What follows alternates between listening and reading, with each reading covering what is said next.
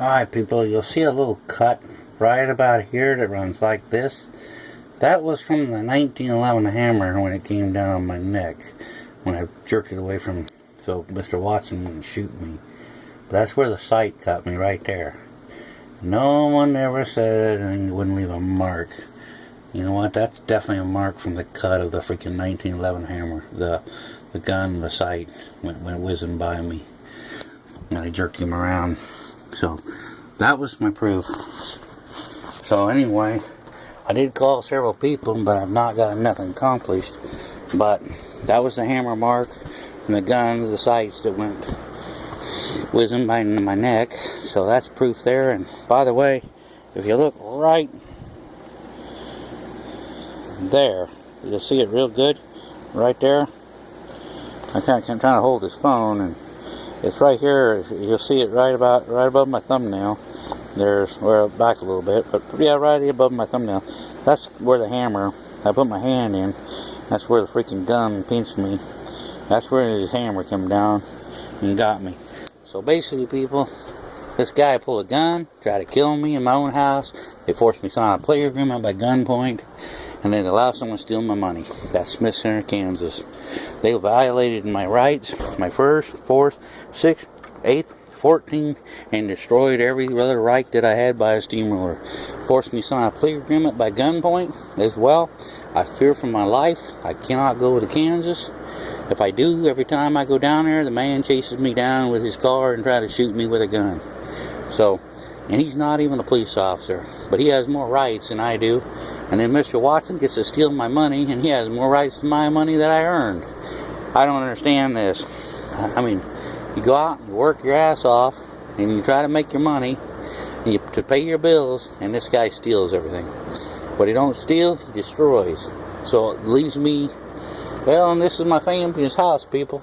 I don't have much. This is a 26-foot RV that's totaled out. It's got a salvage title on it. I had to pick it up from a storm that blew it over. So basically, you know, this is home sweet home. Got nowhere to go, no running water. I'm not entitled to that. I even called the grant people, and you know, for water right people, and they even refused me. So I got to go to the gas station and get water just so I can take showers every once in a while.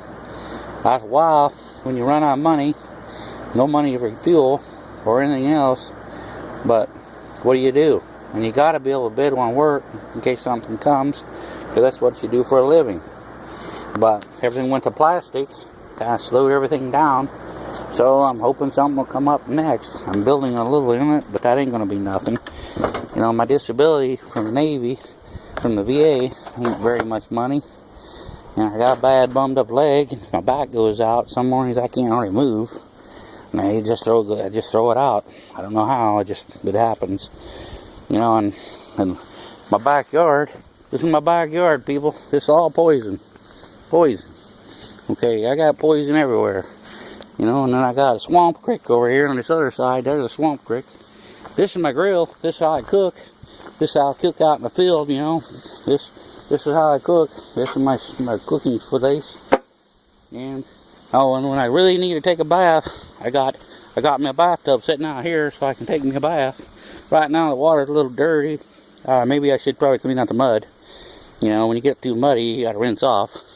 But that actually is my concrete water, but that dang thing, my other tank broke, so it ain't enough water to do nothing with, so I gotta dump it. But anyway, it's about principle, people. These people should not have destroyed my rights. I mean, all my civil rights was violated. They stole my money. They destroyed my home. Forced me out of my home by gunpoint. I mean, goddamn, what else are they supposed to take and destroy me? Fucking destroyed my credit. And I'm just starting to rebuild, trying to get that back up. But there ain't no work right now. So if I don't have work, I don't want to charge nothing. And I'm not taking on credit because I don't want to owe anybody any money. Never have, never will. But living out in the middle of nowhere with nothing, in the middle of nowhere, that's the farm, and not entitled to have nothing because everybody can steal it, and even though if I earn it, they'll steal it. Don't make a bit of sense. But I think somebody needs to get on it, make it happen, make this world change, because it shouldn't be the way it is. I mean, why does a criminal have more rights than the law-abiding citizen in the United States? I mean, the law-abiding citizens that work, fought for this country, earned money and respect, didn't do nothing. Someone breaks in their house at 11:30 at night, tries to shoot them, and they go to jail because they won the fight, because they didn't get killed. I mean, I could have been laying there dead on the floor because this guy had the gun, not me. He's the one who was armed. I was armed by my fist, and thank God the United States military taught me how to grab something. Otherwise, I'd been dead. I lost my balance because I tripped over the foot threshold to get him out of the house. But he already had broken the door. His dog destroyed my office PC. And then Mr. Wakefield steals all my money. I mean, what gives these people the right, the God-given right, to destroy everything I have? I don't understand. I mean, and then throw me in jail for 5 days, head to toe, covered in blood. Not allowed to take a shower. 3 days, no blanket. 2 days, no food. Now, what gives these right? Not even nothing to drink for 2 days. I mean, god damn, I was thirsty. And then they only want to give you a cup of water, and that's it. I mean, god damn.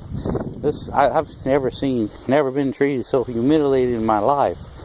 I mean, I'm scared to death if you try to set foot in the state of Kansas, because, fuck, they try to hurt me every time I did. So, I'm fed up. I can't do that. I want to be safe. I want to be somewhere safe where I'm not going to get hurt. I mean, stalking I thought was illegal. Pulling a gun, brandishing a weapon, I thought that was illegal, you know. But I guess you can pull a gun on someone in the state of Kansas, but you don't go to jail. But I think that's illegal, you know. But maybe they changed the laws where you can pull guns on people and force them to sign plea agreements, you know, in the courthouse, and then force the altering document. When you sign, I am being forced by gunpoint on a damn document. That's what it's supposed to mean. You're forced by gunpoint to my document. And then they force you to alter it again. All they need to do is look at that document and they'll see that it was altered. And it'll state that in the document. So, I mean, to me, the whole courthouse corruption down there is dirty. They stole my bond money. They stole everything. They destroyed me. I want them to suffer worse than I suffered, because it's only fair. What they done to me cost me to lose everything I have. And even though I live out in the woods, I choose to live out in the woods because I can't live in town because my dogs will bark. And the trouble is, I like it out in the country. I'm not really out in the country, but I'm by people. But the thing is, we get along up here. I have no problem with any of my neighbors, none. But the guy who broke into my house wasn't even my neighbor. He lived clear across town. What gives this guy the right to break in my house? And then when he gets out of the hospital for a broken nose, all they did is check out his nose, make sure he was okay. And then, you know, and he tries to falsify medical stuff too, months later. I mean, this guy is a snake. And his whole buddies are all snakes. If you throw blood on a church, and feces on a church, I mean, and you condemn women, I think that's considered a stalking club. You know, some kind of cult club. It ain't no church group. I don't know any church group throws blood on churches and feces on churches and stomps around them and condemns them. Unless that's a cult. So, to me, that's what they are down there. Nothing but bad news. And I'm hoping, by God, somebody will see this videos and look at this. And then they'll start reviewing my case file. And I guarantee you they're going to look, you know. Now, if there's no recording in a courthouse, when there's microphones all around the damn courtroom, and they're not recording one iota thing, isn't that mean signs that they are dirty? Because they know they're going to be dirty, because they're going to break the law down there. There ain't no way in the world an honest person's going to sign it. When your own attorney's been already fired because he called the DAB a cult group. Disabled American Veterans is a cult group. I've never heard of any such bullshit in my entire life. I fired the man. I just said, you're done, you're done, you're done, you're terminated. And I even wrote up a letter of termination. And also to remove the court to change venue as well. And multiple other deals. Drop the case. Change the venue. Can't remember the other 3, but it's been some time. But the thing is, they denied me on every motion completely. Even a motion for a new attorney. They even denied me that. So they've denied me of all my rights, people. So that's Smith County, Kansas for you. And I did not want to sign no plea agreement at all. They forced me to sign a plea agreement. I had to go down to the courthouse because even though I didn't want to sign it, they forced me to sign it, come down. Otherwise I'd be in contempt of the court. But refusing a plea agreement does not give them the right to try to shoot me in the courtroom. I mean, god damn. I mean, I'm armed with a suit and tie. I mean, how violent can I be? I'm a concrete worker. You know, I normally don't wear a suit and tie. They're not very comfortable for me. I'm a t-shirt guy. I wear orange. You notice that. This is my favorite color because I work along the side of the road. So I wear orange. I should be getting the ones with the stripes on them, but they're too much money for me right now. And winter's coming, so I figured just wear my orange t-shirt. So in case there is hunters out here shooting guns, they'll see me, so they ain't shooting me. So I'm not wearing dark colors. So, because I am out in the woods. And but it's about principle, people.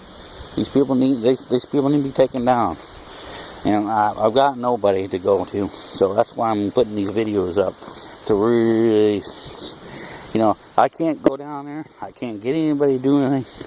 But maybe if something happens to me, then you know, then one of the people did something wrong and came up here and did me in.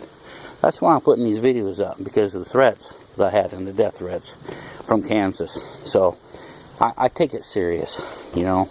I mean, the best way to do is take everything serious nowadays. I don't run around pulling guns on people. I don't need to. It's not my job. The local law enforcement around here, I can call them. They'll escort whoever it is here off the property, and they're gone. You know, that's what it's supposed to be. We all work around here. We all try to anyway. And once we do, and we try to maintain our stuff to make it look nice. But I can't maintain poison. It's just, I gotta cut it down in the wintertime. We can't get close to it in the spring. And then I gotta treat it with salt. Because it's the only thing that kill it. But, you know, I can dose it out. But I want to get them something bigger with a bigger reach. So I'm not close to it. And more sealed off.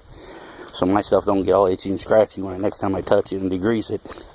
That's the only way to do that poison. But that's just the way it is around here. Try not to let it get big. Once it's up in the air, it's very hard to manage. Because some of it climbed up trees and it blows in the wind. And then it comes down on top of you. And then you're screwed.